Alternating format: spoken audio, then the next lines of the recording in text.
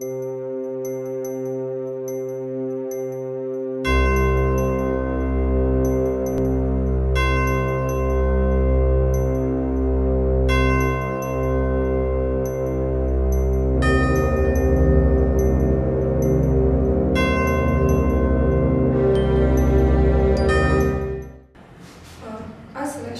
when I think of that concept, makes me think of somebody who is alone and disengaged with the world around them.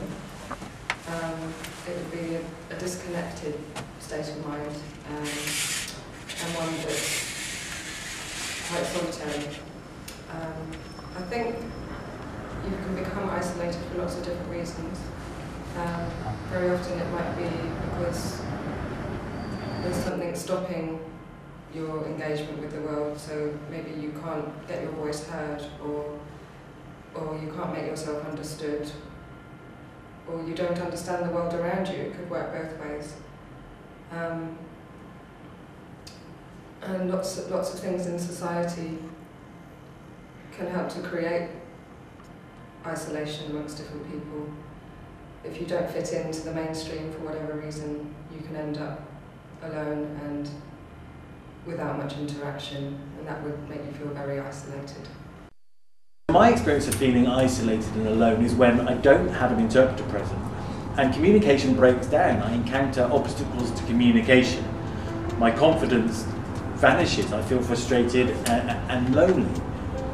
So really for me, isolation means isolation from the wider community when I don't have communication support.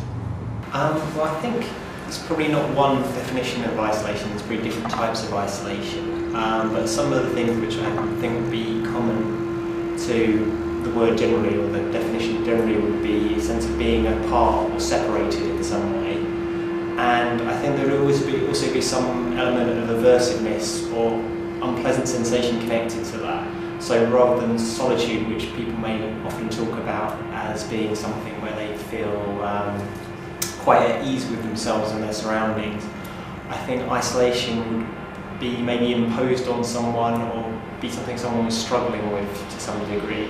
If someone I was working with said, I'm feeling isolated, I generally see that as some kind of problem, that they were seeking some connection, either from me or from something in their kind of wider life. And in terms of thinking about different types of isolation, I think the most maybe the most obvious one would be kind of a physical isolation, someone who lives in a remote community, or due to some physical difficulty is unable to reach other people or other resources. And then there may be other types of isolation around the community. That when I say, for example, I can't communicate with an interpreter, that we could just kind of like cut in such a way that the interpreter's not present. I don't know, you can show that visually through the edit.